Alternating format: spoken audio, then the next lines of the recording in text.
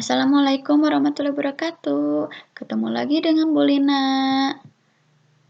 Masih di tema 3, subtema 2, pembelajaran 5 dan 6. Jangan lupa pelaksanaan olahraga dan sholat duhanya tetap dilaksanakan ya sebelum kita belajar tematik. Tujuan pembelajaran 5 dan 6 memuat materi IPS, Bahasa Indonesia, dan PPKN. Bisa dibaca sendiri ya tujuan pembelajarannya. Mari kita baca teks berikut ini. Charles Babbage mengubah dunia dengan komputernya. Charles Babbage adalah seorang ahli matematika. Beliaulah penggagas utama dalam penemuan komputer. Mesin penghitung yang ia temukan pada tahun 1871 adalah kalkulator otomatis pertama.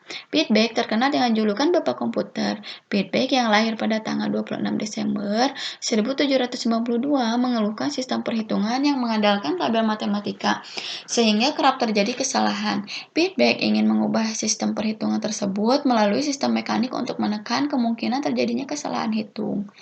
Gagasan tersebut dituangkannya dalam sebuah catatan yang diberi nama Note on the Application of Machinery to the Computation of Astronomical and Mathematical Tables. Catatan yang dibuat pada tanggal 14 Juni 1822 ini berisi tentang semua konsep komputasi yang ada dalam benaknya. Kira-kira apa ya manfaat komputer dan siapakah penemu komputer? Setelah membaca teks tadi, mari kita jawab dulu pertanyaan di bawah ini. 1. Apa yang dilakukan oleh Charles Babbage? Charles Babbage adalah penemu kalkulator otomatis pertama sebagai penggagas penemuan komputer. 2. Apa dampak penemuannya bagi dunia? Dampak dengan adanya kalkulator yaitu mengurangi terjadinya kesalahan dalam perhitungan. 3. Apa manfaat yang kamu rasakan dengan adanya komputer? Kita dapat memperoleh ilmu yang lebih luas lagi, lebih mudah dalam mengerjakan tugas, bisa menonton video, dan lainnya. Charles Babbage mengubah dunia dengan komputer. Mesin hitung ini bermanfaat untuk mengurangi kesalahan menghitung. Komputer yang ia temukan semakin berkembang dari waktu ke waktu. Tahukah kamu bagaimana perkembangan komputer saat ini? Dalam perkembangannya, awal mulanya ditemukanlah abakus sebagai alat hitung tradisional pada tahun 500 sebelum Masehi. Berkembang pada tahun 1821 ditemukanlah komputer pertama. Pada tahun 1939, komputer listrik dibuat. Dan pada tahun 1971, email surat elektronik pertama berhasil dikirim. Pada tahun 1973, komputer pertama dengan menggunakan keyboard dan mouse. Dan komputer yang bisa digunakan di rumah-rumah ditemukan pada tahun 1975. Pada tahun 1983, internet dengan jaringan global diciptakan. Pada tahun 1954, dimulailah penggunaan internet oleh masyarakat. Pada perkembangannya, komputer semakin praktis lagi. Pada zaman sekarang, komputer berbentuk tablet, notebook, laptop, yang lebih praktis dalam penggunaannya. Setelah kita mempelajari perkembangan komputer, mari kita kerjakan pertanyaan yang ada di halaman 100, muatan IPS. Silakan dikerjakan. Untuk menambah konsentrasimu dalam belajar, kamu harus menjaga dan memelihara kesehatan jasmanimu. Bisa saja kita menjadi seorang ilmuwan dengan konsentrasi kita dalam belajar. Nah, boleh kamu mengulangi latihan menjaga kebugaran jasmanimu seperti yang sudah dijelaskan oleh guru olahraga sebelumnya. Setelah berolahraga, mari kita lanjutkan pembelajarannya. Untuk menambah wawasan, mari kita baca teks berikut ini.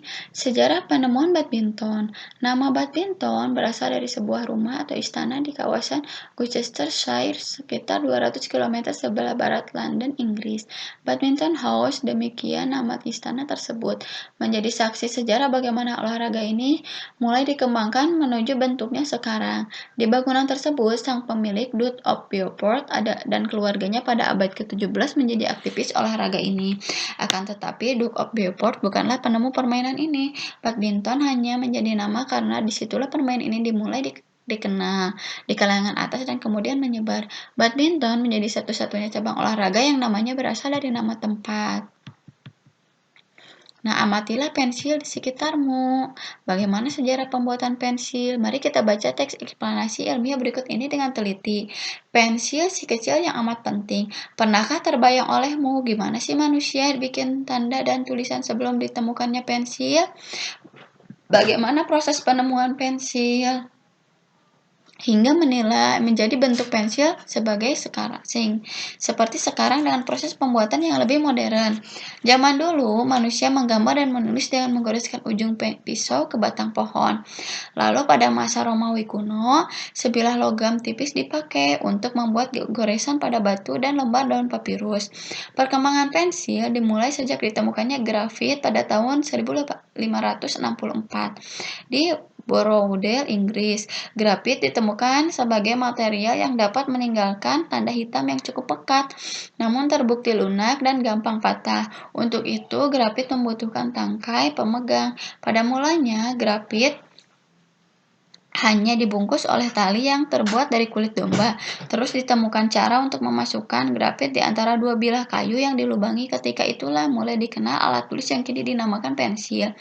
Pensil mulai dibikin secara massal pada tahun 1662 di Nuremberg, Jerman. Selanjutnya mulai abad 19, Faber-Castell, Lyra, Staedtler, dan perusahaan-perusahaan lain mengembangkan pensil. Buat alat tulis secara pesat. Pada zaman modern, pensil dibuat dengan hancurkan grafit murni sama tanah liat hingga berbentuk bubuk. Kemudian campuran ini dicetak menjadi bentuk tipis panjang dan dilapisi dengan kayu. Jadilah pensil dengan bentuk yang kita kenal saat ini. Pensil menjadi benda yang paling penting banget hingga saat ini. Kalau nggak ada pensil, kita bakal kesulitan waktu lagi belajar. Kita juga nggak bisa bikin karya tulis seperti cerita pendek, puisi, dan tulisan lainnya. Setelah kita membaca teks eksplanasi, temukan informasi penting pada teks eksplanasi ilmiah tentang penemuan pensil tersebut. Tuliskan jawabanmu pada diagram berikut ya. Semuanya ada 4 paragraf. Kamu tuliskan jawabannya sesuai dengan kalimat utama pada setiap paragrafnya. Setelah itu, kalian tuliskan kata-kata yang bercetak miring pada teksnya. Halaman 107-108. Dikerjakan ya. Ini muatan bahasa Indonesia. Kamu masih ingat kan cerita tentang kewajiban dan tanggung jawab, cerita tentang Ani, putri dari Bapak dan Ibu Yakob? Cermati kembali cerita tersebut, kemudian kerjakan tugasnya yang ada di halaman 109 sampai 110. Muatan PPKN, silakan dikerjakan. Nah, tahukah kamu manfaat ketika kita melaksanakan kewajiban? Yang pertama, dapat melatih kita untuk mempunyai sikap tanggung jawab. Yang kedua, dipercayai orang lain. Ketiga, hati merasa tenang. Keempat, hidup lebih bermakna karena kita telah melaksanakan kewajiban dengan baik.